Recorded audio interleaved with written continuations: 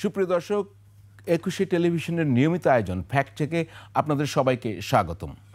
আজকে আমাদের ফ্যাক্ট চেকের আমরা বিষয় নির্ধারণ করেছি গুজব তুমি কার।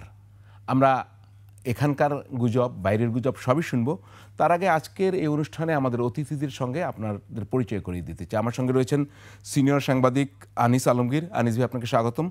আমাদের অনলাইনে আমাদের ফ্যাক্ট চেকার রয়েছেন ইমতিয়াজ হাসান রিফাত, উনি রিউমার স্ক্যানারের ফ্যাক্ট চেকার। আমাদের সঙ্গে আরও যোগ দেবেন সামান্থা শারমিন, তিনি জাতীয় নাগরিক পার্টির সিনিয়র যুগ্ম আহ্বায়ক, তিনি যোগ দেবেন।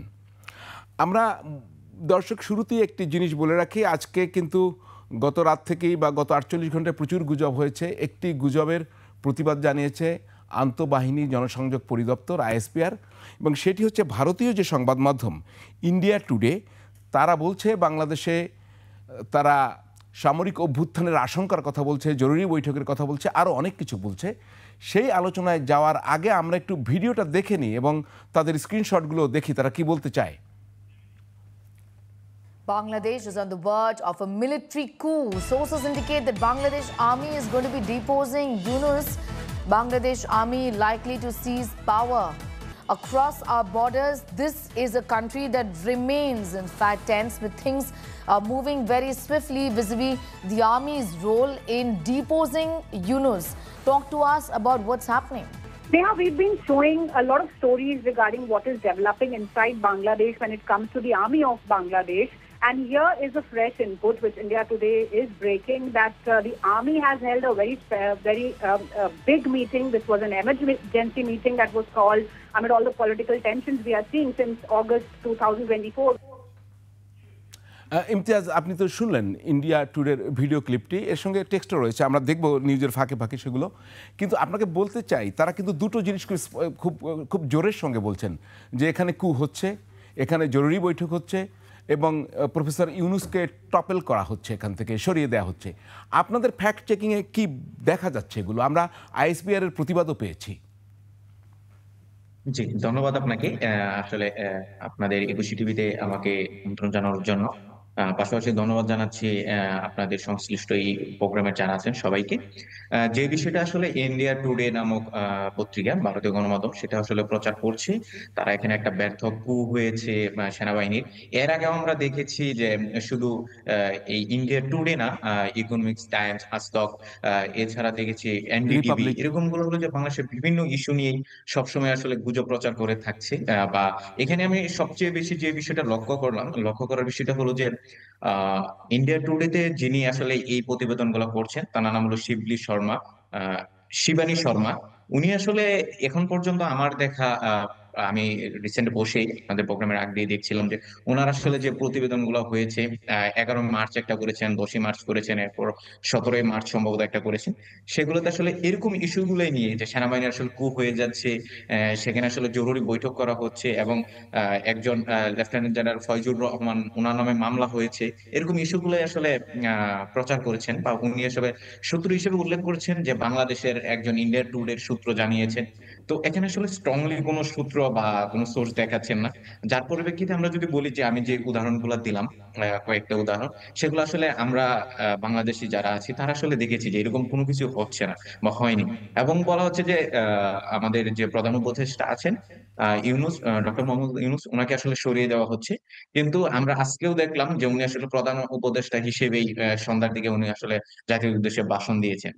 তো আসলে এখানে যে বিষয়গুলো দেওয়া হচ্ছে বা প্রকাশ করা হচ্ছে বা প্রচার করা হচ্ছে ইন্ডিয়া গণমাধ্যমে, সেগুলো আসলে আমরা বেশিরভাগই দেখছি আসলে বানোয়াট, যেগুলো আসলে বা রাজনৈতিক, ভূ রাজনৈতিক বা পার্শ্ববর্তী দেশের বিভিন্ন রাজনৈতিক ইস্যুর কারণে প্রচার করা হচ্ছে না মনে হচ্ছে। এছাড়া আমরা আসলে ইন্ডিয়ান বিভিন্ন এক্স, মানে সাবেক যে টুইটার, সেই অ্যাকাউন্ট গুলোতে দেখছি বিভিন্ন রাজনৈতিক এজেন্ডা বাস্তবায়নের জন্য একদম ভেরিফাইড বিভিন্ন অ্যাকাউন্ট থেকে গুজব প্রচার করা হচ্ছে। সেখানে আসলে ধর্মীয় উস্কানি আছে, পাশাপাশি আওয়ামী লীগের অনেক পুরনো যে ভিডিও গুলো, সেগুলো আসলে সাম্প্রতিক সময়ে প্রচার করে বলা হচ্ছে যে এখানে আওয়ামী লীগের নেতাকর্মীরা মিছিল দিচ্ছে, মিটিং করছে। তো এরকম আসলে গুজবগুলো প্রচার করা হচ্ছে। আর আমরা এর আগে যেটা একটা ফ্যাক্ট চেক করেছিলাম, সেখানে হলো যে সেনাবাহিনীর একটা ব্যর্থ হয়েছে। পরবর্তীতে সেনাপ্রধান হলো যে আমাদের যে শাহজালাল আন্তর্জাতিক বিমানবন্দরে না নেমে অন্য একটা বিমানবন্দরে তেজগাঁও বিমানবন্দরে নেমেছেন, সেরকম জি। একটা প্রচার করা হচ্ছিল। কিন্তু এটা নিয়েও আসলে গুজব যেটা ফ্যাক্ট চেক হয়েছে, এখান থেকে হলো যে আর্মির পক্ষ থেকে বা সেনাবাহিনীর পক্ষ থেকে জানানো হয়েছে আমাদেরকে, যেটা আসলে মিথ্যা। এবং সেনাপ্রধান সেই সময় আসলে আমাদের যে শাহজালাল আন্তর্জাতিক বিমানবন্দর সেখানে অবতরণ করেছিলেন। তো আসলে জি। এরকম বানোয়াট তথ্যগুলাই তারা উপস্থাপন করছে বারবার বিভিন্ন এটা। আর সবচেয়ে বড় হাস্যকর বিষয় হলো যে ইন্ডিয়া টুডে, ইকোনমিক্স টাইম এবং টাইমস নাও এবং আজতক তারা যে নিউজগুলো এটা করেছিল, লাগাতার তারা এই নিউজগুলো করেছিল একসাথে করার পরে আসলে তারা যে সোর্স গুলো যাচাই করেনি বা কোথা থেকে পেয়েছে, তারা শুধু বলেছে আমাদের সূত্র থেকে জেনেছি। কিন্তু আমরা আসলে যাচাই করে দেখেছি, প্রথমে আসলে এটা ফেসবুকে পোস্ট হয়েছিল 7ই মার্চ। ফেসবুকে পোস্ট হওয়ার পর তারা 10, 11, 12 এই সময়গুলোতে আসলে তারা এই নিউজ গুলো করেছে। কিন্তু বলেছে তারা আসলে আমাদের সূত্র জানিয়েছে, ব্যর্থ হয়েছে এবং জরুরি বৈঠক হয়েছে, এরকম বিষয়গুলো জান। সেই ব্যাখ্যা থেকে আপনাদের ফ্যাক্ট চেক কি বলছে, মানে বিষয়টা কি কাম অ্যান্ড কোয়াইট আছে কিনা, আমি সেটা আপনাদের ফ্যাক্ট চেকের এখানে পদ্ধতিগুলো কি আমি একটু বুঝতে চাই। আচ্ছা, যে বিষয়টা আসলে আমি বলেছি যে আইএসপিআর যেটা জানিয়েছে সেটা হলো যে আমাদের প্রতিবেদন প্রকাশ হয়েছে অনেক পরে, সেটা হলো 12ই মার্চ, আমরা দেখেছি 11ই মার্চ। কিন্তু আমরা আসলে শুধু আইএসপিআর এর প্রতিবেদন, আইএসপিআর এর যে প্রতিবেদনটা সেটাই আসলে আমরা, বা তাদের যে পোস্ট বিজ্ঞপ্তি সেটাই আসলে আমরা প্রকাশ করি না। আমরা সূত্র হিসেবে আসলে ফ্যাক্ট চেকের সূত্র হিসেবে আমরা একাধিক সূত্র ইউজ করে থাকি। তো আমরা আসলে সূত্রপাতটা ব্যবহার করেছি বা আমরা খুঁজে বের করেছি। তো আমরা দেখলাম একই দাবি, জি একই দাবি আমরা দেখেছি সেই 7ই মার্চ থেকে ফেসবুকে প্রচার করা হচ্ছে। এবং মামলার যে বিষয়টা বলা হচ্ছে, ফয়জুর রহমান লেফটেন্যান্ট জেনারেল উনার বিরুদ্ধে যে মামলার বিষয়টা বলা হচ্ছে, সেটা আমরা দেখেছি 8ই মার্চ সোশ্যাল মিডিয়ায় বা এক্সে প্রচার করা হচ্ছে। তো এখানে আসলে স্পষ্ট হয়ে যায় পরবর্তীতে গণমাধ্যম কিভাবে আসলো, বা আহ, এই বিষয়গুলো যদি ফেসবুকে আগে এসে থাকে, পরবর্তীতে গণমাধ্যম এবং তারা স্ট্রংলি জি, কোনো সোর্স দেখাচ্ছে না। আমাদের ক্লিয়ার, আপনার কথা ক্লিয়ার। আমরা একটু আনিস আলমগীরের কাছে যাব। আনিস ভাই, আপনি তো শুধুমাত্র আমাদের দেশেই না, আন্তর্জাতিক সাংবাদিকতাও আপনি করেছেন। সুতরাং এই যে আমি এর কনসিকুয়েন্স বা টার্গেটটা বুঝতে চাচ্ছি, মানে এটি কি শুধুমাত্র ভিউ বা কমেন্ট পাওয়ার জন্যই একটি আসলে তৎপরতা, না আপনি তো দীর্ঘদিন ধরে ফলো করছেন, এর টার্গেট কি কিছু থাকতে পারে কিনা? টার্গেট অবভিয়াসলি এটা রাজনৈতিক, এটা ভিউ আমি মনে করি না। যে বাংলাদেশের বর্তমান সরকার যারা আছে তাদের সাথে ভারতের এস্টাবলিশমেন্টে যারা আছে তাদের সাথে সংঘাত আছে, আপনি সবাই জানি। আমরা এখানে দ্বিমত হচ্ছে, তারা বিশেষ 5 আগস্টের পর থেকেই বাংলাদেশের আপনার সাবেক প্রধানমন্ত্রী শেখ হাসিনা এখন সেখানে আশ্রয় নিয়েছেন। তো সব দিক থেকে মিলিয়ে ভারতীয় মিডিয়ার যে একটা প্রোপাগান্ডা দীর্ঘদিন থেকে চলছে বাংলাদেশের বিরুদ্ধে, বিশেষ করে ডক্টর ইউনূসের সরকারের বিরুদ্ধে, ইভেন তারা এই ধরনের কম্বাইন্ড প্রোপাগান্ডা শেখ হাসিনার আমলেও করতো। যে ওরা একটা সাউথ ব্লকের একটা মাইন্ডসেট নিয়ে চলে, তাদেরকে পররাষ্ট্র মন্ত্রণালয় যেগুলো শিখাই দেয়, যেভাবে বলে ওইভাবে বলে। তাদের কিছু গুজব ফ্যাক্টরি বাংলাদেশও আছে, ওদের থেকে তারা সূত্র হিসাবে নেয়। এই যে পত্রিকাটা আপনি যেটা বললেন, পত্রিকাটা না, ওরা তো টেলিভিশনে দেখেছে, এটা পত্রিকা প্লাস টেলিভিশন ওদেরই। টেলিভিশনে যারা চাকরি করে, এখানেও খুব রিনাউন্ড জার্নালিস্ট যারা আছে, তারা কিন্তু এইসব গুজব ফ্যাক্টরির সঙ্গে নাই। এদের রিনাউন্ড সাংবাদিক আছে এদের সঙ্গে, কিন্তু এরা সবগুলোতে নেয় না, এই গুজবগুলোর অংশগ্রহণ করে না। যে অপেক্ষাকৃত মানে গুজব বা সাংবাদিকরা আসছে। আর এদের এখানকার ঢাকা একটা প্রতিনিধি দিয়েছে, একটা মানে টোকাই টাইপ একটা প্রতিনিধি তারা রেখেছে। আপনাদের অফিসের পাশেই ওদের অফিস, বেশি দূরে না, আমি দেখেছি ওদের অফিসে গিয়েছিলাম। সো ও যেই প্রতিনিধি, আমি টোকাই টাইপ এই জন্য বলছি যে বাংলাদেশে কোনোদিন সাংবাদিকতা করে নাই, ইন্টারন্যাশনাল সাংবাদিকতা তো দূরের কথা, বাংলাদেশেও জাতীয় পর্যায়ে সাংবাদিক না, সেরকম একটা লোককে তারা এখানে সাইনবোর্ড হিসেবে দিয়েছে। আমি জানি না তারা টাকাও দেয় না, কীভাবে এরা অফিস চালাচ্ছে, এত বড় জাঁকজমকপূর্ণ অফিস, এবং সেখান থেকে কিভাবে নিউজ করে। সো এদের কাছ থেকে তো ভালো কিছু আসলে আশা করা যায় না। সো যদি আপনি দেখেন ইন্ডিয়ান মাইন্ডসেট থেকে তারা এই প্রচারটা কিন্তু আমি বলবো না যে এই আমলে করছে, আগে থেকেই করছে, এখন আরও সংঘবদ্ধভাবে করছে। কারণ রাজনীতি এবং তাদের প্রপাগান্ডা দুইটা একসাথে মিলছে। কারণ রাজনৈতিকভাবে যেটা আমি বললাম, তারা বাংলাদেশে এই সরকারকে অস্থিতিশীল করার জন্য তাদের যে সমস্ত ইস্যু আনা, বিশেষ করে সংখ্যালঘু নির্যাতন, প্লাস সংখ্যালঘু নির্যাতনটা এখন একটু কমে গেছে, এটা ইন্টারন্যাশনালি মার্কেট ওইভাবে পায়নি।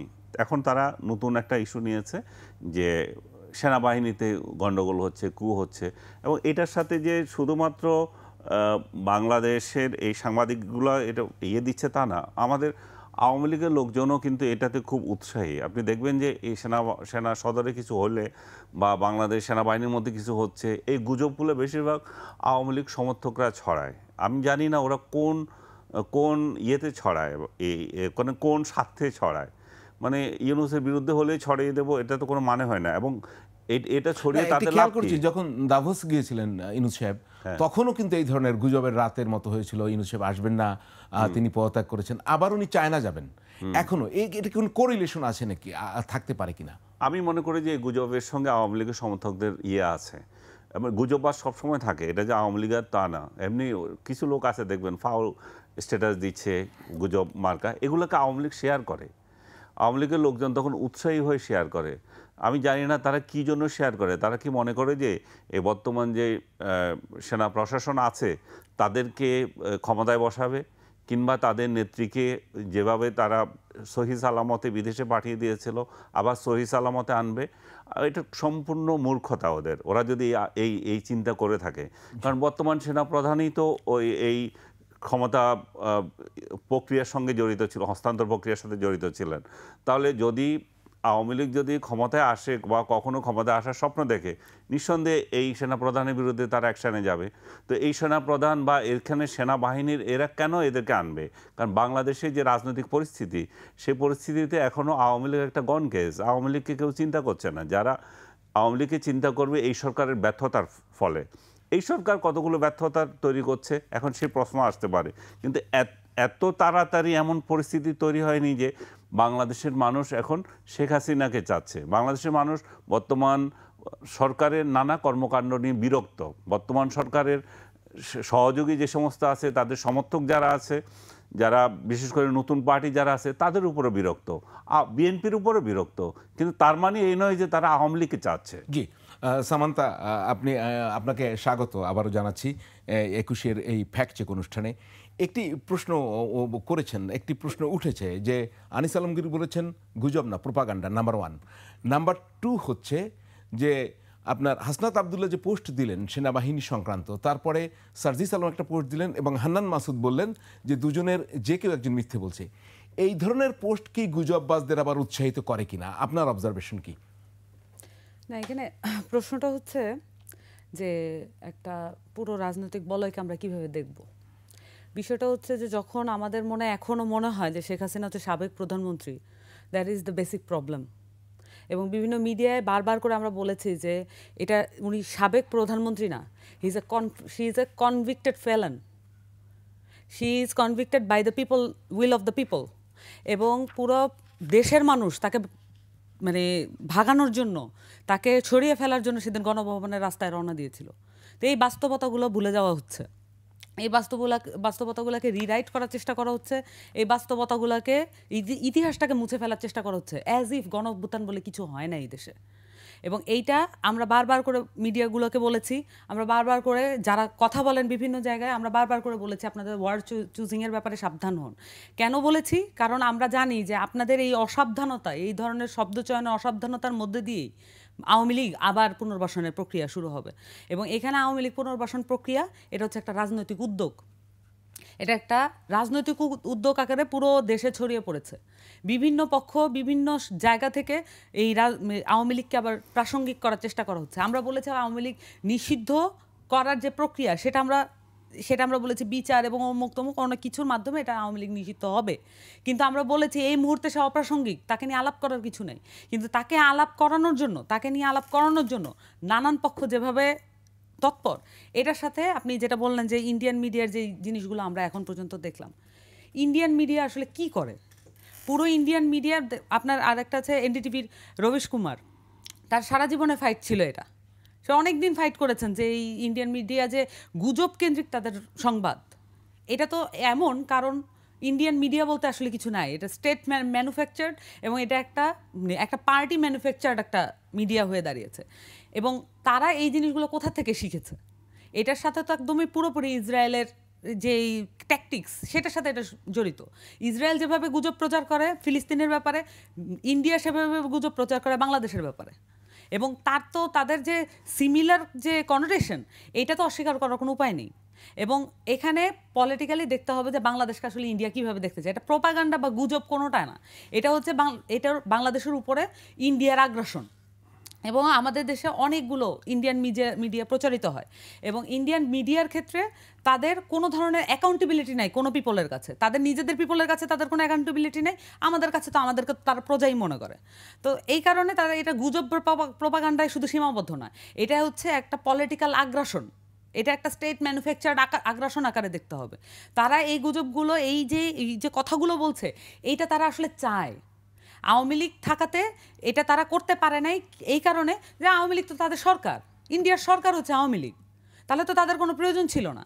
যতটুকু করেছে মাঝে মাঝে আমাদেরকে বুঝ দেওয়ার জন্য করেছে যে এটা ইন্ডিয়ার মানে আওয়ামী লীগের সাথে ততটাও ভালো সম্পর্ক না, কিন্তু কতটা ভালো সম্পর্ক এগুলো চুক্তিগুলোর মধ্যে থেকে আমরা দেখতে পারি। এটার জন্য তো আমাদের ইন্ডিয়ান মিডিয়া দেখার প্রয়োজন নাই। তো এখানে দেখতে হবে ইন্ডিয়ার আগ্রাসন আকারে তাদের স্টেট ম্যানুফ্যাকচার্ড মিডিয়া দিয়া তারা যে ধরনের প্রোপাগান্ডা চড়াচ্ছে এটাকে শুধু প্রোপাগান্ডা আকারেও দেখলে চলবে না, এটা পলিটিক্যাল ইন্টেনশন আকারে দেখতে হবে। তো আপনি বলছিলেন যে অসাবধানতা বশত আমরা যেন সতর্ক থাকি শব্দ চয়নে, শব্দ উচ্চারণে। তো ধরেন যে আমরা যদি জুলাই অভ্যুত্থান তার যে ফসল, তার ফসল তরুণ ছাত্রদের একটি রাজনীতিকীকরণ, তারা রাজনীতিতে প্রবেশ করছে, একটি গণতান্ত্রিক প্রক্রিয়া শুরু করতে চায়। তো তাদের কোনো আচরণ কি অসাবধানতা তৈরি করছে কিনা? আমি যেটা হাসনাত সাহেবের যেটা বললাম, তো তিনি কেন আবার এই আওয়ামী লীগকে আবার আলোচনায় নিয়ে আসলেন, আমি সেটা বুঝতে চাই। দেখুন, আলোচনায় আনার বিষয়টা আওয়ামী লীগ তো বিভিন্ন পক্ষ থেকে আলোচনায় অলরেডি ছিল। আওয়ামী লীগকে বিচারের মাধ্যমে তার পুরো সামাজিকভাবে তাকে কোণঠাসা করে ফেলতে হবে, যেমনটা 5 আগস্ট হয়েছিল, সেটাই তো একটা বাস্তবতা, সেটাই একমাত্র বাস্তবতা হওয়া উচিত ছিল বাংলাদেশে। কিন্তু নানান জায়গায় আমরা দেখলাম যে আওয়ামী লীগের নেতাকর্মীদেরকে ইনক্লুড করা হচ্ছে। আমরা দেখলাম বিচারের যেই জায়গাটা ছিল সেখানে মামলা বাণিজ্য করা হচ্ছে। কারা করেছে এই মামলা বাণিজ্যগুলো? আমরা দেখেছি বড় বড় দলের নাম উঠে আসছে, এবং সেখানে ইচ্ছাকৃতভাবে 200, 250, 300 জনের মামলা দেওয়া হচ্ছে। এখানে প্রশাসনও জড়িত। আমরা তো বারবার বলেছি যে ফ্যাসিবাদী কাঠামোর বিলোপটা করতে হবে। ফ্যাসিবাদী কাঠামোর বিলোপটা তো অসম্পূর্ণ, তাহলে কাঠামো তো পুরোপুরি এখনো আওয়ামী লীগের, এবং আওয়ামী লীগের যেটুকু অংশ নাই সেটা তো রয়ে গেছে, এখনো বড় বড় দল সেখানে এক্সেস করার চেষ্টা করছে। সেই অভিযোগগুলো তো আমাদের কাছে আসছে। সেই অভিযোগগুলোর পারপাসে আমরা দেখেছি যে বিভিন্নভাবে আওয়ামী লীগকে প্রাসঙ্গিক করার চেষ্টা ভিতরে ছিল, কিন্তু বড় বড় জায়গা থেকেও এটা এসেছে। আমরা দেখলাম যে আমরা হাসনাদার পোস্ট থেকে একমাত্র আমরা জানতে পারলাম যে এই ধরনের প্রক্রিয়া বড় বড় জায়গা থেকেও হচ্ছে। যদি এই ধরনের প্রক্রিয়া হয়ে থাকে তাহলে এটাকে এই মুহূর্তে বন্ধ করতে হবে, এবং এই মুহূর্তে বন্ধ যে করতে হবে এটা পুরো দেশের মানুষ আবার সাথে সাথে একমত হয়ে গিয়েছে। তো এখানে আপনি যেটা বললেন যে এটা প্রোপাগান্ডা তৈরি করে কিনা, ব্যাপার হচ্ছে যে আওয়ামী লীগের ক্ষেত্রে আমরা বলেছি বিচারিক প্রক্রিয়া তাকে নিষিদ্ধ করার পর্যায়ে আমাদেরকে যেতে হবে। বলেছে হয় হাসনাত ঠিক অথবা সার্জিস আরেকটা পোস্ট দিয়েছেন। এটা ফেসবুকের যেই আলাপ সেটার মধ্যে ধরেন এটা টক শো আরেকটা লেয়ার, এটা আপনার আরেকটু সিরিয়াস হওয়া উচিত। ফেসবুকের একটা লেয়ার আছে, সেটা এক রকমের ব্যাপার, কিন্তু এইটা দিয়ে কোনোভাবে পলিটিক্স নির্ধারণ হয় না। আমরা বলেছি যে এই ধরনের স্ট্যাটাসের মধ্যে দিয়ে আমাদের পার্টির উপরে কোনো প্রভাব পড়েনি, কিন্তু এই যে আমরা যে বিভিন্ন জায়গায় আলাপ আলোচনাগুলো করছি এটা তার একটু সিরিয়াস হওয়া উচিত। আর আমরা যেটা বলছি যে আওয়ামী লীগের যে বিচারের মাধ্যমে নিষিদ্ধ করার প্রক্রিয়া, সেই প্রক্রিয়ায় তো কেউ হেল্প করছে না, সেটার কথা তো কেউ বলছে না।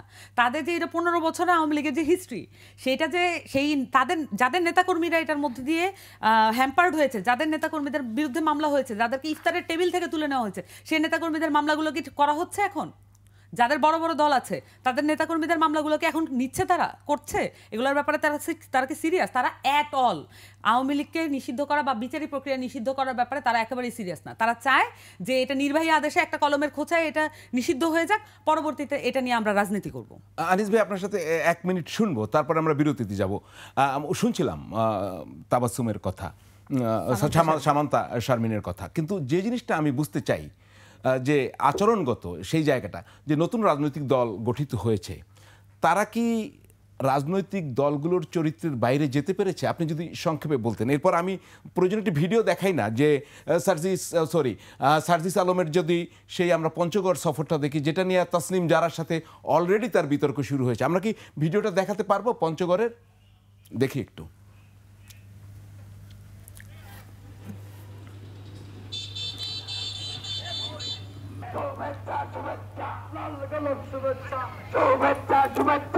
পক্ষ থেকে পঞ্চগড়বাসীর পক্ষ থেকে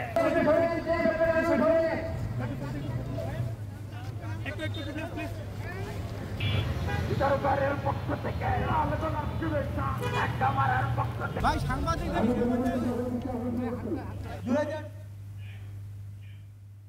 জি, এই জিনিসটা নিয়ে যেটা হয়েছে আমি একটু বলে নেই যে অলরেডি সার্জিসের কাছে একটি ব্যাখ্যা চেয়েছেন তাসনিম জারা, আপনাদের আরেকজন নেতা, এবং সার্জিস একটা ব্যাখ্যা দিয়েছেন যে তার পরিবারের যে সম্পদ আছে তাতে 50টা গাড়ি ভাড়া করা সম্ভব, আর 50টা তার আত্মীয় স্বজনরা দিয়েছে। এর আগে কিন্তু আমরা দেখেছি যে হেলিকপ্টারের সিট পাওয়ার সাপেক্ষে তারা চলে গেলেন মাগুরা। আমি এই জায়গা থেকে বুঝতে চাচ্ছি তারা কি রাজনৈতিক দলের যে ঘরানা, যে কাঠামো আমাদের সেই প্রচলিত ধারায় রয়ে গেছে, তার বাইরে কি কিছু তৈরি করতে পারছে যেটা দিয়ে মানুষ আলাদাভাবে চিনবে? আনিস ভাই যদি বলতেন। না, আমার কাছে এখনো মনে হয়নি যে তারা আলাদা কিছু প্রেজেন্ট করতে পেরেছে, কিন্তু সেটাও করা উচিত ছিল। কারণ বিএনপি আওয়ামী লীগ যে ধারায় চলে, সে ধারায় যদি তারাও যায় তাহলে জনগণ তাদেরকে আলাদা করে কিভাবে দেখবে? আবার আপনি যদি বাংলাদেশের ভোটের রাজনীতি চিন্তা করেন, এখানে বড় বড় কথা আমরা টেলিভিশনে বলতে পারি, কিন্তু বাস্তবতা হচ্ছে যে এই যেগুলো আপনার গাড়িতে করে যাচ্ছে, যেগুলো হেলিকপ্টারে করে যাচ্ছে, এগুলোকে দেখার জন্য দৌড়ে দৌড়ে আসে এবং এটাই প্রদর্শন করে। এটাই প্রদর্শন করে দেখানো হয় যে জনপ্রিয়তা কার কতটুকু আছে। সার্জিস যেটা করেছে প্রচলিত রাজনীতির জন্য, সেটাই কিন্তু খায়। আবার আপনি যদি বলেন যে তাহলে এই খাওয়ার রাজনীতি তারা করবে কেন, তারা তো একটা ভিন্ন কিছু করবে, তাদের কাছে তো সেটা জাতি আশা করে। সেই জায়গায় আমি মনে করি যে তারা ব্যর্থ। তারা রাজনৈতিক কৌশল পর্যন্ত এখনো ঠিক করতে পারে নাই। তাদের এখন কোথায় কনসেন্ট্রেট করা দরকার ছিল? আমি মনে করি যে তাদের প্রধান কনসেন্ট্রেট করা দরকার ছিল এই যে শেখ হাসিনা এবং আদার্স যারা লুটপাট করেছে তাদের বিচার নিয়ে। তারা সেই জায়গায় না গিয়ে তারা এসেছে নিষিদ্ধকরণ নিয়ে, যে আওয়ামী লীগকে নিষিদ্ধ করার একটা আওয়াজ তুললো। এই আওয়াজ আমি এই জন্যই বলতেছি, কারণ এই নিষিদ্ধ করা না করাতে কি আসছে যাচ্ছে। কারণ আওয়ামী লীগ এখন নিঃশেষ।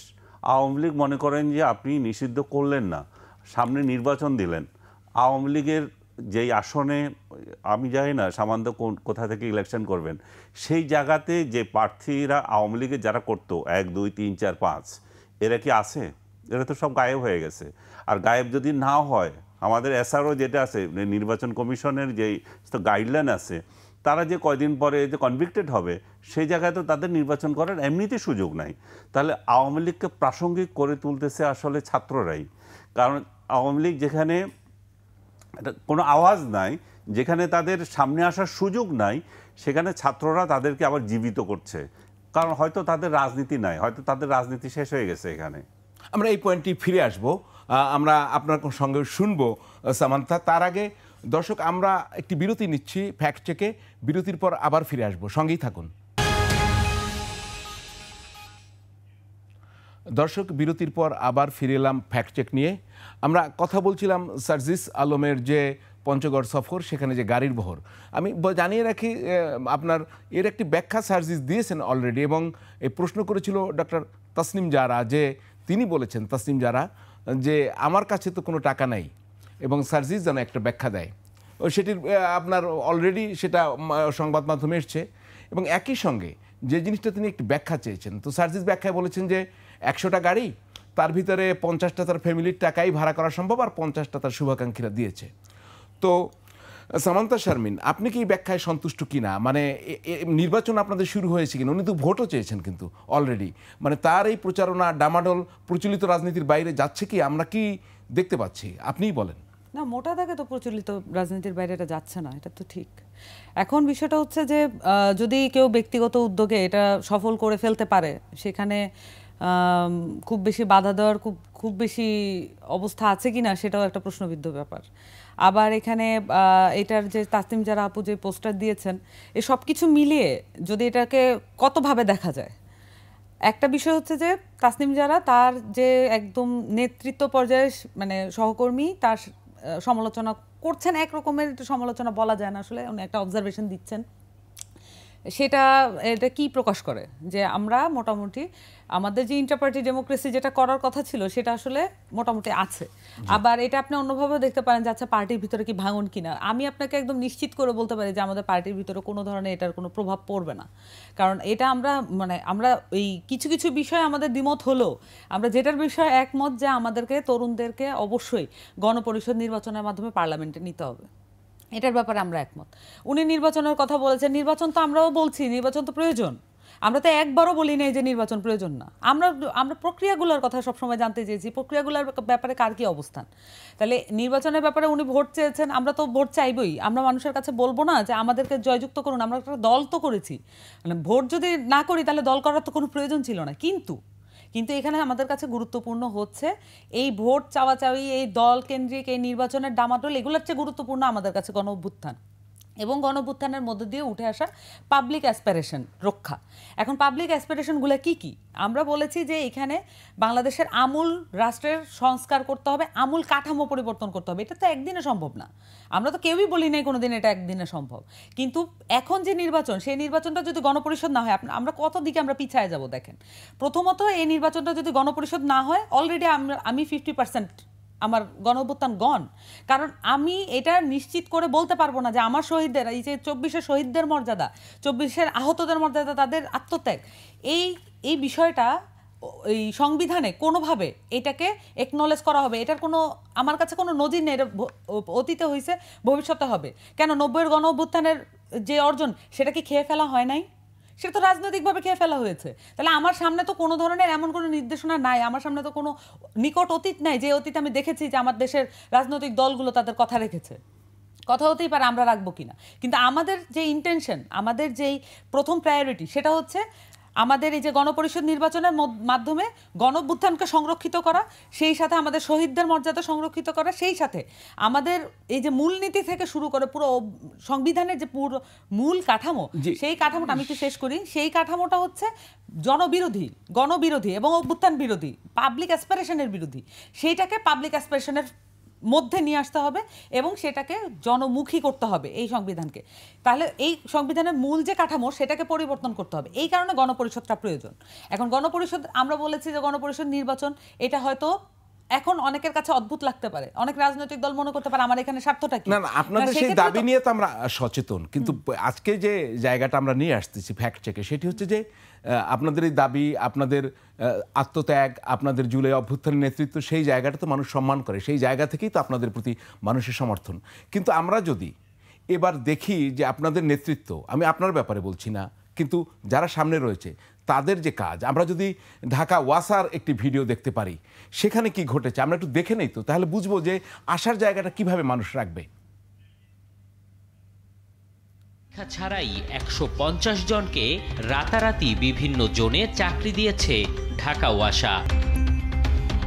তালিকা বলছে যার পুরোটাই হয়েছে বিভিন্ন জনের রেফারেন্সে। বেশিরভাগ সুপারিশ আছে পিএস আর এপিএস মোয়াজ্জেমের নামে। বাদ পড়েননি বৈষম্যবিরোধী ছাত্র আন্দোলনের সমন্বয়করাও। 6 জনের নিয়োগ দেয়া হয়েছে সমন্বয়ক তৌহিদের সুপারিশে। সমন্বয়ক নুসরাত তাবাসসুম ও নাজবুলের নামও আছে রেফারেন্স দাতার তালিকায়। আমরা একটু 1 মিনিটে খুব সংক্ষেপে আমরা চলে যাব ফ্যাক্ট চেকার ইমতিয়াজ হাসান রিফাত যে রিপোর্টটি দেখলেন, এর ভিতরে কি ভুয়া কিছু রয়েছে, অসত্য কিছু রয়েছে? আপনারা যদি খুব সংক্ষেপে আমাকে বলতেন। বিষয়টা হলো যে ওয়াসার যে নিয়োগ বিজ্ঞপ্তির যে কথাটা বলা হয়েছে, সেখানে আসলে আমি যদি বলি সাংবাদিকতার ভাষায়, সেখানে আসলে ফ্রেমিং একটা বিষয় চলে আসে। কারণ এখানে আসলে সমন্বয়ক যারা আছেন তাদের কথাই বলা হয়েছে। এখন বলা হচ্ছে, এখানে আরেকটা কথা বলা হচ্ছে যে পরীক্ষা ছাড়াই সুপারিশের মাধ্যমে নিয়োগ দেওয়া। আসলে এখানে আউটসোর্সিং যে নিয়োগগুলো, না, আমি জানতে চাচ্ছি আপনার কাছে, আপনারা এটা ফ্যাক্ট চেক করেছেন কিনা, এই নিউজটা সঠিক না, একটা হচ্ছে বিশ্লেষণ সঠিক কিনা এই নিউজটা, আপনারা দেখেছেন কিনা এই নিউজটা? নিয়োগটা সঠিক, কিন্তু নিউজ খবরটির হ্যাঁ, আপনারা খবরটি check আসলে এখানে আসলে ফ্যাক্ট চেক করার মতো ওরকম কিছু নেই, যদিও এটার মতামত থেকে যায়। মতামতটা এরকম যে আসলে আউটসোর্সিং এর যে নিয়োগগুলো হয় সেগুলো আসলে পরীক্ষা ছাড়াই হয়, বিজ্ঞপ্তি ছাড়াই হয়। সেখানে আসলে রেফারেন্সের কথা উল্লেখ থাকে, কারণ এখানে আসলে একজন ঠিকাদারের কাছে 100 জন লোক চাওয়া হয়, সে আসলে কোথা থেকে এনে দিবে সেটা বিষয় না। প্রতিষ্ঠান আসলে কাজ করে থাকে সে ঠিকাদারের সাথে, সেই ঠিকাদার আসলে কোথা থেকে আনবে সেটা যাচাই করা না। প্রতিষ্ঠানের সাথে ঠিকাদারের কথা হয়ে থাকে, আপনি আমাকে 100 জন লোক দেবেন, আমি আপনাকে এই পরিমাণ টাকা দিব। এখানে আচ্ছা আসলে নিয়োগ বা আচ্ছা এরকম আচ্ছা ইস্যু ক্লিয়ার থাকে না ক্লিয়ার। আমাদের। আমি একবার জানতে চাচ্ছি সামান্তা স্যার, শারমিন, আপনার কাছে যে 3 জন সমন্বয়কের নাম উঠছে এবং তারা এখানে সুপারিশ করেছেন, তো এখন ধরেন একটি আমরা অনেক বড় একটা পলিটিক্যাল ফিল্ডে আপনাদের আশা করছি, তো এই সমস্ত তৎপরতায় তারা কেন যুক্ত হচ্ছে? তা কি আপনাদের মূল রাজনীতিকে হ্যাম্পার করছে না আর উজ্জ্বল করছে? উজ্জ্বল করার তো কোনো প্রশ্নই আসে না। এখন হ্যাম্পার তো এগুলো করবেই। এখন বিষয়টা হচ্ছে যে কি ঘটেছে। প্রথমত একটা নতুন রাজনৈতিক দল এসেছে এবং এটা দল হওয়ার আগেই মানুষ সবার ব্যাপারে অত্যন্ত, মানে এখানে যারাই বিভিন্ন জায়গায় পপুলার হচ্ছেন তাদের ব্যাপারে অত্যন্ত সচেতন।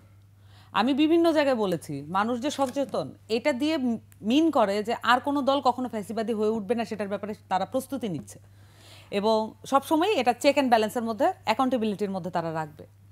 এবং এখন যখন পার্টিটা হলো, আমাদের নাহিদ ইসলাম কিভাবে জুতা পরেন এটা পর্যন্ত রিলসে চলে আসে। আপনি জানি না আপনারা দেখেছেন কিনা।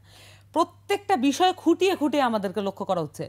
বাংলাদেশে আর কোন রাজনৈতিক, আমি এটা কমপ্লেইন করছি না, আমি বলছি লক্ষ্য তো করছে যে তারা আন্দোলনের সময় তাদের পোশাক আশাক কি ছিল, কি গাড়িতে চড়তো, আমি এটাই বলছি যে আমি নেগেটিভলি বলছি না, আপনি শুনেন আগে যে এটা নেগেটিভলি বলছি না, এটা আমি বলছি যে এটা কমপ্লিমেন্ট আকারে আমরা নিচ্ছি, যে আমরা যাতে ঠিক পথে থাকি সেই বিষয়টা মানুষ চায়, এটা আমি কমপ্লিমেন্ট আকারে নিচ্ছি, এটা আমি নেগেটিভলি দেখছি না। তো তাহলে এই বিষয়টা আমাদের ক্ষেত্রে অত্যন্ত একদমই মানে কি বলবো, খুবই সুনির্দিষ্ট দৃষ্টি দিয়ে একেবারে দেখা হচ্ছে যে আমরা যাতে কোনোভাবে ভিন্ন পথে চলে না যাই, কোনো পথে চলে না যাই। এখন যে রিপোর্টটা আপনি শো করেছেন, এই রিপোর্টটার ব্যাপারে আমরা খোঁজ নিয়েছি, এই রিপোর্টটার এই যে তথ্যগুলো এসেছে এগুলোর ব্যাপারে খোঁজ নিয়েছি। এখন আমাদের কথা হচ্ছে যে এমন কিছু আপনার ফ্যাক্ট চেকিংয়েও কিন্তু বললো যে এটা ভেরিফাই করার আসলে কোনো নাই, এটা কিভাবে এসেছে, রেফারেন্সগুলো কেন, কি কলে ছিল, এগুলোর কোনো কিন্তু ডিটেইল বর্ণনা নাই রিপোর্টে। আমাদেরই বা কি, আমরা কি আবার ফোন করব মন্ত্রণালয়ে যে এটা কেমন কি? যে আমরা যদি এখন ফোন করে আমার ফোন নাম্বারটা তো আবার উঠবে যে সামান্তা শারমিন, জ্যেষ্ঠ যুগ্ম আহ্বায়ক এনসিপি, তাই না? তাহলে এখন তো আমার তো এই উপায়ও নাই যে আমি আসলে মন্ত্রণালয় থেকে এই খোঁজটা নিব। তাহলে বিষয়টা হচ্ছে যে আমাদেরকে এই রিপোর্টের ভিত্তিতে আমাদের সাংবাদিককে আমাদের কাছে আমরা জানতে চেয়েছি, ভাই আপনি কি ফাইন্ড আউট করেছেন আমাদেরকে, ওই পারপাসেই, কিন্তু এর চেয়ে বেশি কিছু করার ক্ষমতা আমাদেরও নেই। কি পেলেন? আমাদের কাছে মনে হচ্ছে ওনার কাছে সুনির্দিষ্ট ছিল না, উনি হয়তো অনেকগুলো কাগজ পেয়েছেন, উনি দেখেছেন, উনি ওটা রিপোর্টে তুলে ধরেছেন। হতে পারে, এমন রিপোর্টও হতে পারে। আমি মনে করি না যে এটা সাংবাদিকতার উজ্জ্বলতম নিদর্শন এই রিপোর্ট, এটা আমি মনে করি না, বা আপনারা কেউই হয়তো বলবেন না। আপনার ফ্যাক্ট চেকারও এটার ব্যাপারে দ্বিমত পোষণই করলেন, একরকম আংশিক দ্বিমত। তো আমার কাছে মনে হয় যে এই যে এটাকেও স্বীকার করতে হবে যে সাংবাদিকতার এটা উজ্জ্বলতম নিদর্শন না। আমাদের জায়গা থেকেও বলতে হবে যে আচ্ছা ঠিক আছে, এই ধরনের বিষয়ে আপনারা আরও বেশি সাবধান থাকবেন যাতে এই ধরনের রিপোর্টের মানে কোনো ধরনের আমাদের জায়গা থেকে স্কলন না হয়। আর যদি সুনির্দিষ্ট কোনো তথ্য থাকে, হারুন ভাই আপনার শ্রোতে আমি আজকে বলে গেলাম, যদি আমাদের কোনো নেতা, সর্বোচ্চ যেই নেতাই হোক, ইভেন নাহিদ ইসলামের ব্যাপারেও যদি আপনাদের কোনো রকমের সুনির্দিষ্ট তথ্য থাকবে, আমরা মিডিয়াকে বলছি আমাদেরকে বলেন, আমরা সেটার ব্যাপারে ব্যবস্থা নিতে সাংগঠনিকভাবে 1 মিনিটও দেরি করব না। আনিস ভাই, এই কি একটাই অভিযোগ, মানে আর কি কোনো অভিযোগ পাওয়া যাচ্ছে না? মানে অনেক প্রশ্ন উঠছে না? আপনি ধরেন এটা কিভাবে দেখেন? এই একটা, তারপরে এখনো পর্যন্ত কিন্তু ইফতার পার্টির হিসাব আসেনি, কবে দেবে আমরা জানি না। নতুন পার্টি যখন ফ্লোট করলো, অনেক লোকের খরচ, সেটার কিন্তু হিসাব আসছে না। আপনি কিভাবে দেখেন এই বিষয়গুলোকে? এটা তো খুবই ক্লিয়ার। উনি যে বলছেন যে মন্ত্রণালয়কে আমি যদি ফোন করি আবার আমার নাম উঠবে, এখানে নাম ওঠার কিছু নাই, কারণ এটা তো যে মন্ত্রণালয়ের অধীনে, এটা তো ওনাদের কলিগ, হ্যাঁ, এটা তো আসিফের নেতৃত্বে, তাই না, এই মন্ত্রণালয়। তাহলে তার মন্ত্রণালয় এখানে উচিত ছিল যে এটা ক্লিয়ার করা যে আসলে এখানে কোনো দুর্নীতি হয়েছে কিনা, কারণ এখানে অনেক সুযোগ আছে। এবং এই ধরনের নিয়োগ কেন দেবে? আমরা এই ধরনের নিয়োগের বাইরে তো একটা রাষ্ট্র চেয়েছি যেখানে সমন্বয়কেরা ফোন করে কার কোন লোক কত টাকায় কাদেরকে নিয়োগ দেবে, এটা হওয়ার তো কথা ছিল না। তো এটা যখন এখানে যখন আপনি সামান্য একটু দেখেছেন, আপনি এবার খেয়াল করে দেখেন গিয়ে আবার সচিব পরিবর্তন, তারপরে যে মন্ত্রী ইয়েদের লোকেরা যে বিভিন্ন ডিস্ট্রিক্টের কিভাবে লোকদের অ্যাপয়েন্টমেন্টের ভূমিকা রাখছে। তো সব তদবিরে তো আপনি যখন একটা রাষ্ট্র ক্ষমতায় আপনি অংশীদারিত্ব পেয়ে যান তখন তদবিরের তো অপরন্ত সুযোগ তৈরি হয়। আর এই যে সরকারের মধ্যে যে এই পার্টির দুইজন উপদেষ্টা যে রয়ে গেছেন তারা তো সবচেয়ে গুরুত্বপূর্ণ মন্ত্রণালয়ে আছে। আপনি মনে করেন যে এলজিআরডি যেটা এলজিইডি না, স্থানীয় সরকার মন্ত্রণালয়, তাদের হাতে রয়ে গেছে কিন্তু কোটি কোটি টাকার কাজ। আপনি যদি দেখেন যে প্রত্যেকটা সরকারি দল তাদের মহাসচিবকে এই এই এই পোস্টে দিত, তাই না, এই মন্ত্রণালয়টা দিত। এই জন্যই দিত যে তাদের বিভিন্ন জায়গায় তাদের টাকা বিলি করার যে সুযোগটা, এই মন্ত্রণালয়ের এত বাজেট এবং রাস্তাঘাট তৈরি করা এবং যত সুপারিশ সব এখানে কিন্তু কাজ করা যায়। এখন আপনার কি অবজারভেশন বা তথ্য কি আসছে, শুরু হয়েছে কি? হয়েছে যে মাসুদ, যে আপনি বলছিলেন যে আব্দুল হান্নান মাসুদ যিনি আহত হয়েছেন, জানিয়ে রাখি আমরা তার সমবেদনা জানাই যে ওনার বাড়ি হচ্ছে হাতিয়ায়, তার উপরে হামলা হয়েছে এবং তিনি অভিযোগও করেছেন। জি বলুন। কালকে আমি তার একটা বক্তৃতা দেখছিলাম যে সেখানে একজন আপনার সাবেক তার এলাকার সাবেক প্রতিদ্বন্দ্বী যে সাবেক এমপি মোহাম্মদ আলী, তার নাম ধরে বলছেন মোহাম্মদ আলী তাকে কীভাবে সাবধান করছে, মোহাম্মদ আলীর লোকেরা কিভাবে সাবধান করছে, সে বারবার ওদেরকে এক ধরনের হুমকি শুরু কথা বলছিল। তো এই যে রাজনৈতিক কালচারগুলো মানে চলে আসা, যে প্রতিপক্ষকে মানে অসম্মান করে কথা বলা, এবং আমি দেখলাম যে তাকে ওই দিনই আবার হামলা করা হলো। আমি জানি না আবার হামলা করছে বিএনপির লোকেরা, এবং অভিযোগ করছেন উনি আবার কথা বলছিলেন কিন্তু আওয়ামী লীগের এমপিকে নিয়ে। তো কি কারণে এটা করছে আমি জানি না। আমি যে কথা বলছিলাম আপনাকে, তিনি তার এলাকায় কি উন্নয়ন কাজ করেছেন, রাস্তাঘাট কিভাবে করেছেন সে বর্ণনা দিচ্ছিলেন। বলছে আমি এত এত করে মানে যুদ্ধ করে এই জায়গাতে এই রাস্তা করছি, মাটি ভরাট করছি, এগুলা এলাকার লোকেরা নাকি মাটি ব্যবসা করছে, আবার এগুলোকে বিক্রি করে দিচ্ছে। তার মানে তাদের সুযোগ আছে যে এই মিনিস্ট্রির অধীনে কাজ করার, এবং তারা সেটা করছে অলরেডি। তাহলে কি যদি ধরেন এই নতুন পার্টির লোকজন যদি মিনিস্ট্রির অধীনে এই কাজগুলো নিয়ে যায়, তাহলে এটা কিংস পার্টির যে আপনার কথা উঠছে সেটি কি অস্বীকার করা যায়? আমরা একটু সামান্থার কাছে যাই, যে কিংস পার্টি এটাকে অস্বীকার করা যাচ্ছে যে তাদের মন্ত্রণালয় তাদের লোকজন বাইরে কাজ করছে, এখান থেকে বরাদ্দ নিয়ে যাচ্ছে, যে অভিযোগটা উঠছে আরও অনেক বিষয় যায়। কিংস পার্টির অভিযোগটা আপনি কিভাবে খণ্ডাবেন? তাহলে বহুবার খণ্ডানো হয়ে গেছে, আবারও একটু চেষ্টা করি। কিছুদিন আগে একটা মাসখানেক আগে একটা লিস্ট বের হয়েছিল যে কতগুলো ইউনিভার্সিটিতে ভিসি নিয়োগ হয়েছে এবং এর মধ্যে কতজন বিএনপি সমর্থিত এবং বিএনপির সুপারিশে হয়েছে। পুরো লিস্টেই বিএনপির নাম ছিল, আমাদের নাম কোথাওই ছিল না। আপনারা দেখেছেন মনে হয় লিস্টটা, আমি জানি না আপনারা দেখেছেন কিনা, বেশ ভাইরাল একটা লিস্ট ছিল। ওই লিস্টটা আবার বের করা যাবে, কোনো অসুবিধা নেই। আর এখনও আমি বলছি যে এরকম লিস্ট আপনারা আবারও করতে পারেন।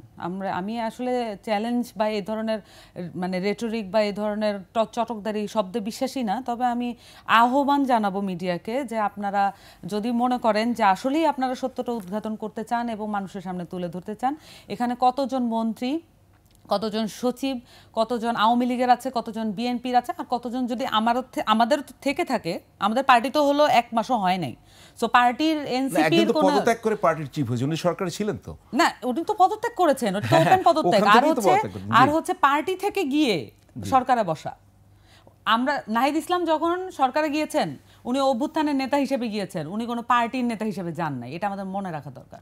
নাহিদ ইসলাম পদত্যাগ করে পার্টির নেতা হয়েছেন, তাই তো? এখন পদত্যাগ করেছেন, উনি পার্টিতে এসেছেন জনগণের কাছে, জনগণের কল ছিল তার প্রতি। আপনি দেখে থাকবেন যে এটার সাথে মিলানোর কোনো উপায় নাই। কেন প্রতিটা মিডিয়ায় আমাদেরকে প্রশ্ন করেছে নাহিদ ইসলাম আসছেন কিনা, নাহিদ ইসলাম আসছেন কিনা। এটার কারণ হচ্ছে নাহিদ ইসলাম এখানে আসলে পার্টিটা ভালো হবে, এটা সকলেরই আশা ছিল। উনি তো সেই ডাকে কল করে, এরকম বাংলাদেশের ইতিহাসে কোনোদিন ঘটেছে যে একজন মন্ত্রী তার পদ ছেড়ে এসে পার্টির দায়িত্ব নিয়েছেন? বাংলাদেশে হচ্ছে বাংলাদেশের যে দল প্রধান, সে প্রধানমন্ত্রীত্ব ছাড়ে না, কিন্তু এটা তো আলাদা করা দরকার। আমরা তো বলেছি এটা আনডেমোক্রেটিক, যে দল প্রধান প্রধানমন্ত্রী হইতে তার পারবে না, দুটো আলাদা করতে হবে।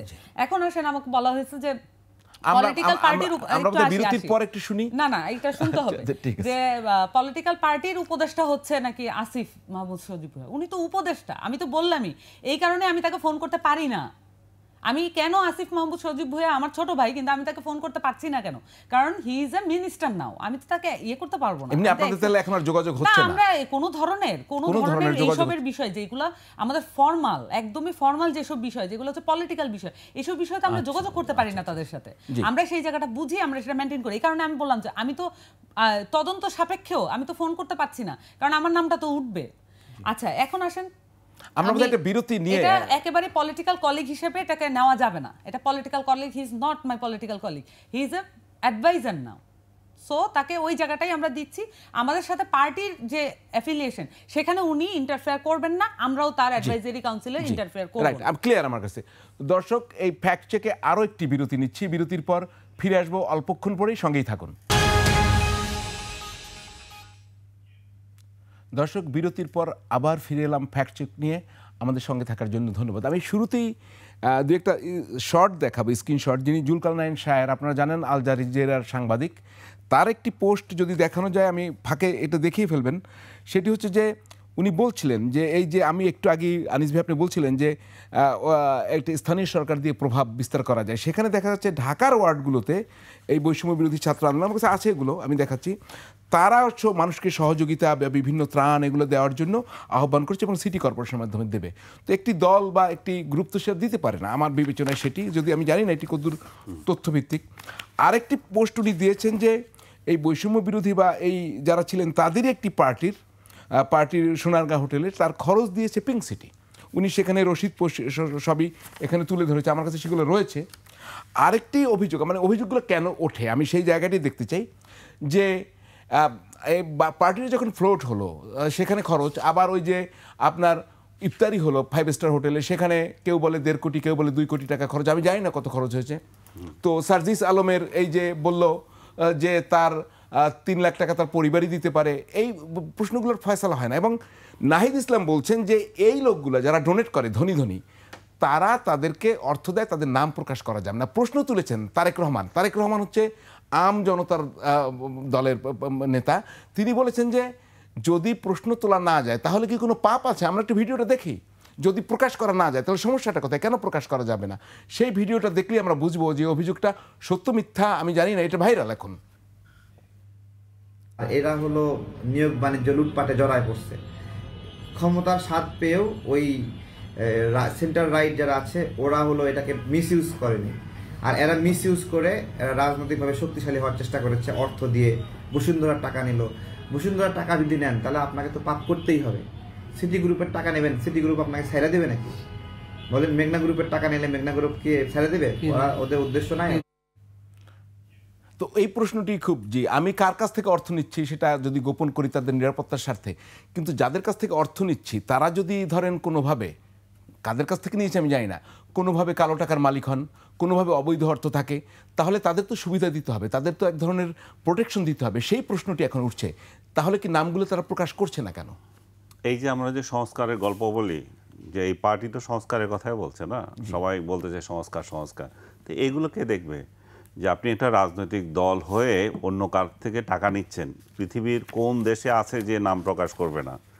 আমেরিকা বলেন, জার্মানি বলেন, সব ইংল্যান্ড বলেন, সব জায়গায় প্রকাশ করতে হবে। হয়তো ছোটোখাটো টাকার প্রকাশ করার কোনো ইয়ে নেই, কিন্তু যে বড় অ্যামাউন্ট হলে আপনাকে অবশ্যই করতে হবে। এবং আপনার যারা বলছে এই নেতা এবং আদার্স যারা বলছে, এটা তো সত্য। কারণ আপনি কেন এই টাকা নিচ্ছেন, এবং আপনি টাকা নিচ্ছেন তার কোনো পারপাস সার্ভ করবেন বলে। সে বিগত সরকার আমলে বা বর্তমান সময়েও এমন কিছু দুর্নীতি করছে, এমন কিছু কালোবাজারির সাথে জড়িত আছে, লুটপাটে জড়িত আছে, ভূমিদস্যুতার সাথে জড়িত আছে, সেটাকে আপনাকে ঢাকার জন্য, তাদের গা রক্ষার জন্য আপনাকে টাকা দিচ্ছে। আপনাদের পার্টি অফিস দেয় তারা, আপনাদের অন্য টাকা দেয় তারা, তো আপনারা সেটা প্রকাশ্যে বলতে পারছেন না যে ওরাই দিচ্ছে। তার মানে মানুষ তো সন্দেহ করবেই। এখানে বসুন্ধরা দিয়েছে, সন্দেহ করবে, রূপায়ণ দিয়েছে, সন্দেহ করবে। আপনি আরো 2-3টা নাম বললো এখানে। রূপায়ণ ট্রেড সেন্টারে তো তাদের অফিস, আমি জানি না, সেটাই বললাম আমি। সেটা তাহলে বুঝতে হবে যে তাদেরকে আপনার শেল্টার দিচ্ছেন কোনো না কোনোভাবে, লেনদেন এখানে আছে, আন্ডার টেবিল ডিল আছে। সেটা পাবলিকের কাছে যদি আপনি পরিষ্কার না করেন তাহলে এই দলটার সম্পর্কে একটা বিভ্রান্তি তৈরি হবে। আমি মনে করি ছাত্রদের, যেটা আপনাকে শুরুতে বলছিলাম, ছাত্রদের যে রাজনীতি, আমি শেষ করে দিচ্ছি আপনাকে, ছাত্রদের যে রাজনীতি সেটা তারা একটা নিষিদ্ধকরণ প্রক্রিয়ায় এসে শক্তিটা ক্ষয় করছে। এই শক্তিটা ক্ষয় না করে তারা নতুন কিছু দিতে হবে, এবং এটা যদি না দেয় তাহলে অল্প সময়ের মধ্যে তাদের যে চমক আছে সেই চমকটা শেষ হয়ে যাবে। এবং বিএনপি আওয়ামী লীগ তাদের থেকে তাদের রাজনীতিতে ভিন্নতা কি সেটা তাদের প্রমাণ করতে হবে। সামান্থা, একটা জিনিস আপনাকে প্রশ্ন করি, আপনারা তো নাম প্রকাশ করেননি, বলেছে কিন্তু নাহিদ ইসলাম যে ধনী ব্যক্তিরা আমাদের সহায়তা করছে। আমি একটু জানতে চাই সম্ভব হয়, এই যে বসুন্ধরা গ্রুপ, সিটি গ্রুপ, রূপায়ণ গ্রুপ, এস আলম গ্রুপ, এদের কাছ থেকে কি আদৌ আপনারা অর্থ নিয়েছেন? মানে বাইনারি কোশ্চেন, না বলতেই পারেন নাও বলতে পারেন, দিয়েছেন কিনা? নিয়েছেন কিনা? আচ্ছা ঠিক আছে, এখন আপনি বলেন যে আপনার এই যে যেইটুকু সময় আমি পাবো সেটাকে কি বাড়াবেন কি বাড়াবেন না? এখন যেটুকু সময় পাবো আমি মানে এখন 5 মিনিট আছে, যে হচ্ছে অভিযোগ তোলে দায় হচ্ছে তার প্রমাণ করার। এটা কি আমরা বুঝি? এটা একটা কমন কনসেপ্ট যে অভিযোগ তুলবে দায় হচ্ছে তার, এটা তো আমার দায় না। আপনি মানে আমি কথা বলতে বলতে ভাই বললেন এটা তো সত্য, কিন্তু আমি এখন সময় ক্ষেপণ করতেছি, আমার কিন্তু আরো অনেক কিছু বলার আছে। এখন আমি সময় ক্ষেপণ করবো কিনা আমি চিন্তা করতেছি, যে আমি জানতে চাই এটা কিভাবে সত্য। ধরেন আজকে আমি এক লাইন বলে তারপরে আপনাদের কাছে ফ্লোর ছেড়ে দিব, যে সংস্কারের গল্প তখনই হয় গল্প কোনটা, যেটা আগে ঘটেছে সেটা হচ্ছে আপনার গল্প, আর যেটা ঘটেই নাই সেটা কিভাবে গল্প? আমি আপনার কথার সময় ইন্টারাপ্ট করিনি। আমি যেটা জানতে চাই যে আপনারা বাকি সময়, আমার বাকি সময় আমি আপনাদেরকে চ্যারিটি করলাম, দান করলাম, যে বসুন্ধরা, তারপর হচ্ছে সিটি গ্রুপ, অমুক তমুক অনেক কিছু বললেন, রূপায়ণ ট্রেড সেন্টারে আমাদের যে অফিসের কথা বললেন, আর আমাদের যে পার্টি ইফতারের কথা বললেন। আমি আপনাদের কাছ থেকে আমি এখন জনতার উদ্দেশ্যে একটা কথা বলতে চাই, আমাদের এখনো 13 লাখ টাকা বিল বাকি আছে। 1 কোটি টাকা তো খরচ হয়নি, আমাদের 13 লাখ টাকা বিল বাকি আছে। আমরা হচ্ছে এটা ক্রাউড ফান্ডিং এর জন্য ওপেন করব। তো আমরা হচ্ছে সকলের কাছে এটা সাহায্য সহযোগিতা চাচ্ছি। আমাদের বিল বাকি আছে, আপনি মানে এটা আমরা দেই নাই না, কিন্তু টোটাল খরচ হয় 13 লাখ যদি বাকি থাকে, খরচ কত? না, আমরা এটাই খরচ। মানে আপনাদের কি টোটাল 13 লাখ টাকা খরচ? এই যে মানে এটা টোটাল, এটা আমি একটু প্রশ্ন করি, আমি শেষ মুহূর্তে, যে পার্টিটি গঠন করা, মানিক মেয়ে বিভিন্ন প্রোগ্রাম আপনাদের, এই আমি আপনাকে বলছি যে এটা আমাদেরকে দিতে হবে। তা আমরা বলতেছি যে এইটা হচ্ছে ধরেন এটা একটা টোটাল খরচটা কত? আপনি 13 লাখ তো আপনার বাকি আছে। এটা তো আমার ফিনান্সের যে জায়গাটা থাকবে, সেই ফিনান্সের জায়গাটা উনি আপনি জানেন। এটা হচ্ছে আমাদেরকে রিপোর্ট যদি করতে হয় সেটা তো আমরা রিপোর্ট করব। আমার কথাটা বোঝার চেষ্টা করেন, আমাদের এখনো জায়গা বাকি আছে। এই বাকিগুলো আমরা হচ্ছে মানুষের কাছ থেকে চাইবো যে এইটা আমরা, আমার কাছে ক্লিয়ার হলো না আপনাদের টোটাল খরচ কত। আমি বুঝলাম 13 লাখ বাকি আছে, এটা নিয়ে আমরা আলাদা এপিসোড করব। এখন আমার কথা হচ্ছে যে বললেন যে এই যে সিটি গ্রুপ, বসুন্ধরা, অমুক তমুক অনেক কিছু বললেন না, এটা আমি হচ্ছে আমার বাকি যে সময়টুকু আছে এটা আপনাদের কাছ থেকে উত্তরটা চাইবো, যে এটা প্রমাণটা সত্য হইলো কিভাবে, এই উত্তরটা আমাকে দেওয়া। ধন্যবাদ সামান্থা শারমিন, আপনি এখানে আমাদের। না, আমার তো সময় বাকি আছে, আমি তো পুরোটা ইউজ করি সময় নেই সামান্থা। আমি জানতে চাই যে বসুন্ধরা, সিটি গ্রুপ ইত্যাদি যে আপনার বিরুদ্ধে অভিযোগটা আপনি রাখেন, ঠিক আছে, আপনার বিরুদ্ধে অভিযোগ করছে, কিন্তু আপনি এটা কেন জানাতে পারছেন না আমি কার থেকে টাকা নিচ্ছি? আপনি কেন না, আপনি নিজে বলেছেন যে আমরা নাম প্রকাশ করব না, আপনার নিজেরাই বলছে আমরা নাম প্রকাশ করব না, কারণ নাম প্রকাশ যখন করতে যাচ্ছি তখন তাদের স্বার্থে আঘাত লাগবে, তারা ইনসিকিউর ফিল করবে। বুঝে গেছি যে যখন এই যে বললেন যে নাম প্রকাশ করব, হাতিয়ায় যে ওনার উপরে হামলাটা হলো, আব্দুল হান্নান মাসুদের উপরে যে হামলাটা হলো, এই ধরনের হামলা কি ব্যবসায়ীরা চাইবে? মানে যারাই হচ্ছে যেই ধরেন ব্যবসায়ী, মানে এটা তো এই হামলাগুলো ঠেকাতে পারবেন? আমাকে শেষ করতেই হবে। ধন্যবাদ। প্রশাসনে তো ভর্তি বিএনপির লোক, প্রশাসনে ভর্তি হচ্ছে আওয়ামী লীগের লোক। সামান্থা শারমিন, জাতীয় নাগরিক পার্টির যুগ্ম আহ্বায়ক। ধন্যবাদ ইমতিয়াজ হাসান রিফাত, ফ্যাক্ট চেকার। দর্শক, প্রতি মঙ্গলবার রাত 10টায় এই ফ্যাক্ট চেক অনুষ্ঠানটি আমরা লাইভ সম্প্রচার করি। ঈদের পরে আপনাদের সঙ্গে আবার দেখা হবে। ঈদ মোবারক।